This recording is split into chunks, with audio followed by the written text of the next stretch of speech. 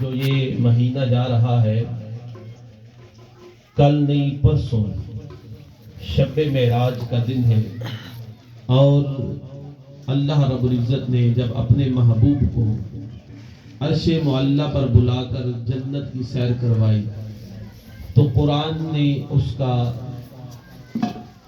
جو ذکر ہے صحیح الفاظ میں اللہ رب العزت نے جو اس کے اندر اپنے محبوب کے سفر معراج کا ذکر کیا، اللہ نے فرمایا سبحان الذی، پاک ہے وہ ذات، اسرا جس نے سیر کرائی، بعبدہ اپنے بندے کو، لیلم رات کے کچھ حصے میں، من المسجد الحرام الی المسجد الاقصی، مسجد حرام سے مسجد اقصی تک۔ اور یہ سفر معراج جب لجپال کریم آقا علیہ السلام نے اعلان نبوت فرمایا کہ لوگوں میں اللہ کا نبی ہوں، ما کان محمد ابا احد من رجالکم ولکن رسول اللہ وخاتم النبیین، جب ختم نبوت کا لجپال کریم آقا علیہ السلام نے اعلان نبوت فرمایا تو اس کے 12 سال کے بعد یہ سفر معراج لجپال کریم آقا علیہ السلام کو ہوئی، اور حضور علیہ السلام اپنے حجرے کے اندر تشریف فرما ہے، حضرت جبریل علیہ السلام اللہ کے یہ فرشتے حضور علیہ السلام کی بارگاہ میں حاضر ہو گئے اور آ کر عرض کرتے ہیں، سونے محبوبہ آپ کا رب آپ سے ملاقات کرنا چاہتا ہے، آپ کا رب آپ کی ملاقات کا مشتاق ہے، تو آپ تیار ہیں؟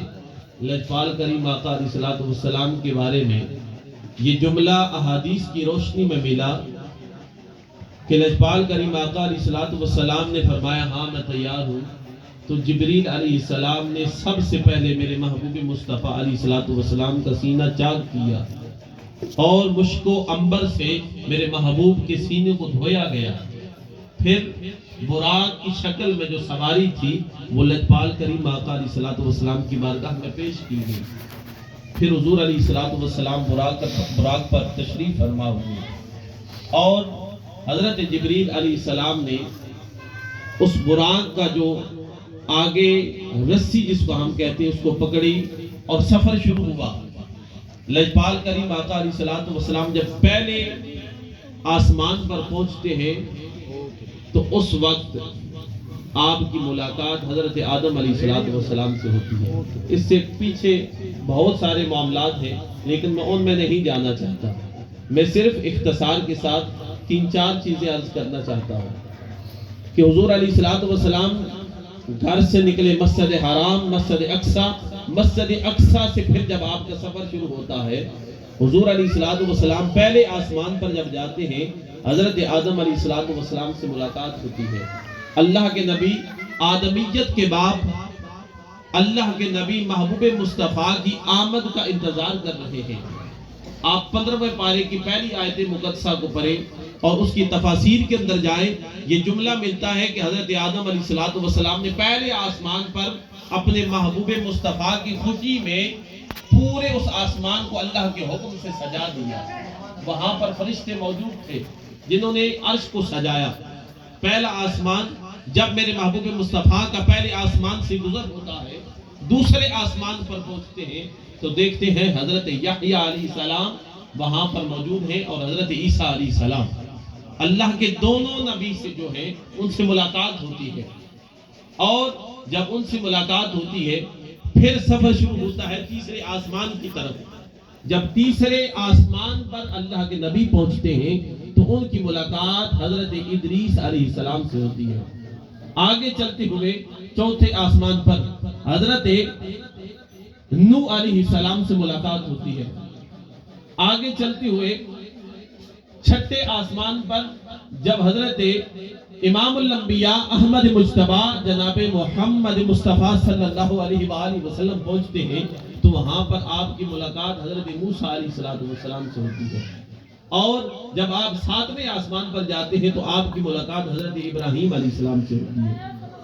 یہ سفر چلتا ہوا جب ثم دنا فتدلا فکان قاب قوسین او ادنا پر پہنچتا ہے تو اس وقت یا رب ہوتا ہے یا محبوب مصطفیٰ ہوتا ہے، یا رب ہوتا ہے یا محبوب مصطفیٰ ہوتا ہے. احباب ذی وقار، آج ہم معراج مصطفیٰ صلی اللہ علیہ وآلہ وسلم کی اس محفل میں سب احباب شریک ہیں. یہاں سے ہم نے اس سفر معراج کا کچھ لے کے جانا ہے. اس کے اندر سے میرے محبوب مصطفیٰ کو تحفہ کیا ملا. آئیے دوسری آیت مقدسہ پڑھتا ہوں قرآن مجید فرقان حمید کے اندر.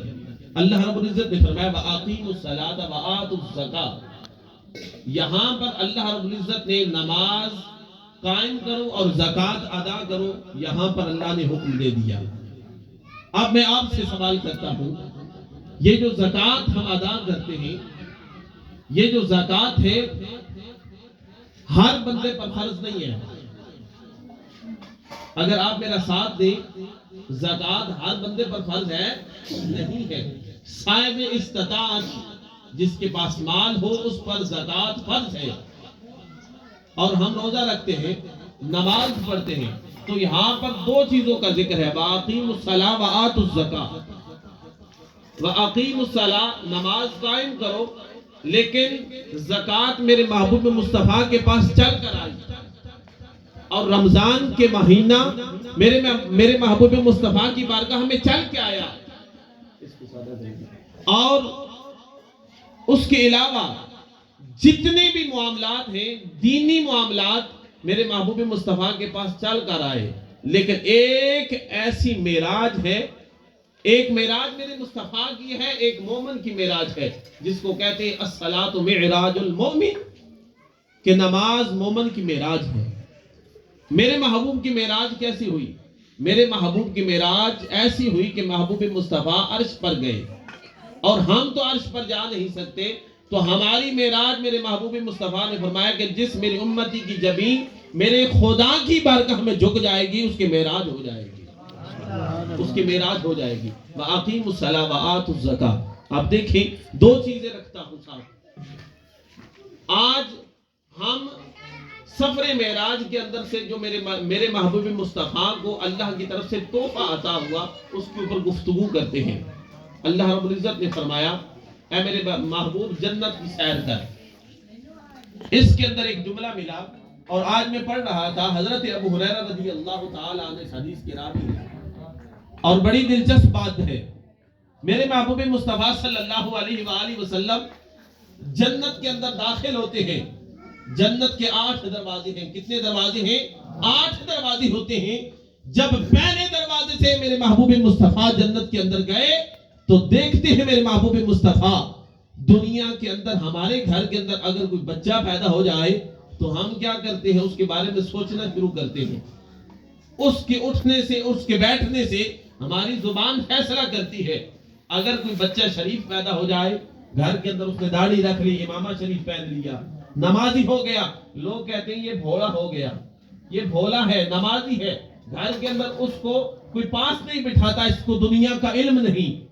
تو آئیے میرے محبوب مصطفیٰ علیہ السلام نے غریب اور بھولے انسان کا ذکر جنت کے اندر دیکھا، اور میرے محبوب مصطفیٰ نے ذکر فرما دیا. گھر کے اندر اگر بیٹی پیدا ہو جائے، نمازی ہو جائے، وضو کرے، نماز پڑھے، کہتے ہیں جی بڑی حاجن بن گئی، یہ ہمارے گھر کے اندر بڑی نمازن ہے.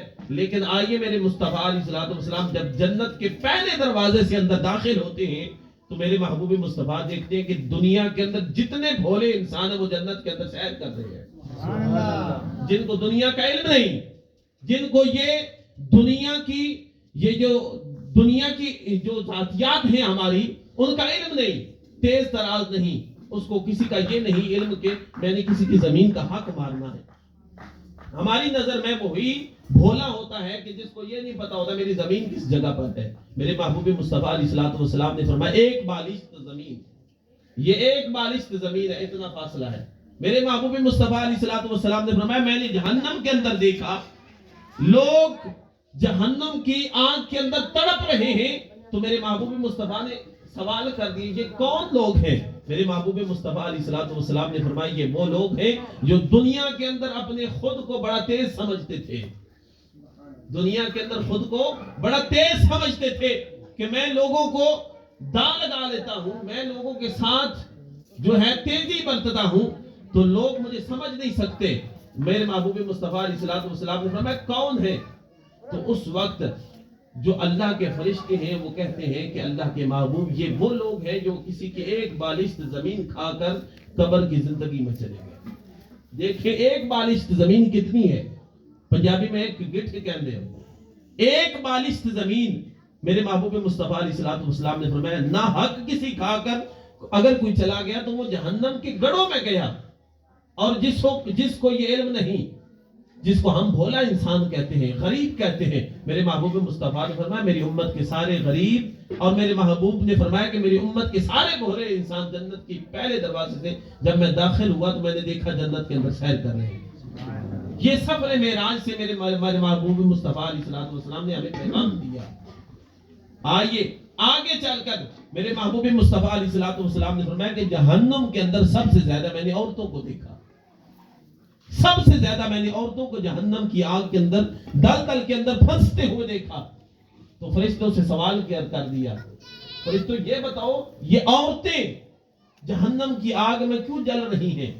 تو اس وقت میرے محبوب مصطفیٰ علیہ الصلوۃ والسلام سے وہ کہنے لگے یا رسول اللہ یہ دنیا کے اندر رہ کر ایک دوسرے سے حسد کرتی تھی، چغلی کرتی تھی، غیبت کرتی تھی، یہ ان تین چیزوں کی وجہ سے جہنم کی آگ کے اندر جل رہی ہیں۔ تو ہم کیا کرتے ہیں؟ ہمارے گھروں کے اندر ہم نے تربیت کرنی ہوتی ہے اپنی بیٹی کی تو کیسے کر رہے ہیں؟ ہم نے اپنے بیٹے کی تربیت کرنی ہے تو کیسے کر رہے ہیں؟ میرے محبوب مصطفیٰ علیہ الصلوۃ والسلام کی اس محفل کے اندر آنے والوں آؤ اگلی حدیث پاک سماعت فرماؤ۔ میرے محبوب کریم